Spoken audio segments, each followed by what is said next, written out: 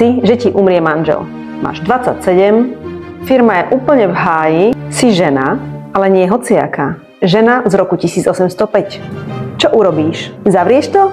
Nie, pokiaľ si Madame Clicquot. Jej svokor chcel firmu zatvoriť. No ona ho presvedčila, že na to má. A tak dostala šancu začať bublinkovú revolúciu v spoločnosti, kde obchod a výroba vína boli výhradne mužská záležitosť. Vo Francúzsku vtedy ženy nemohli nič vlastniť a už vôbec nepodnikať. Ona mala šťastie, že sa stala vdovou a odvahu ňou aj zostať. To bol totiž jediný legálny spôsob, ako mohla žena vlastniť firmu. A tu prichádza zázrak menom remoulage. Do tej doby bolo šampanské plné kalu. Mlieko s bublinkami, nič moc sexy. Takže vzala stôl, urobila do ňoho diery, do nich strčila fľaše hrdlom dolu a každý deň ich ručne otáčali, aby sa ten kal dostal dole, do hrdla. Potom ho stačilo zmraziť, odstreliť a voilà, krásne číre bublinkové šampanské, ako ho poznáme dnes.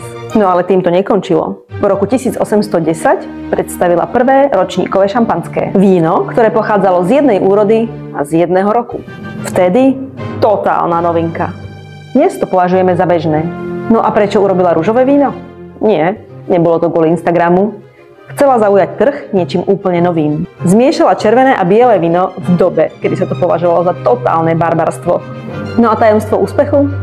Keď bola Európa paralizovaná napoleonskou blokádou, vzala 10 550 fliaš a tajne ich poslala do Ruska na cársky dvor. A výsledok? Cár bol totálne nadšený. Ruská šľachta odvtedy pila iba Clicquot. Madame Clicquot mala odvahu. A dôkazom, že i keď sú pravidlá proti tebe, môžeš si napísať vlastné. No a keď chceš vidieť jej príbeh aj vo filmovej podobe, nájdeš ho na Netflixe. Doporučujem k tomu pohárik. Možno aj 2. Na zdravie!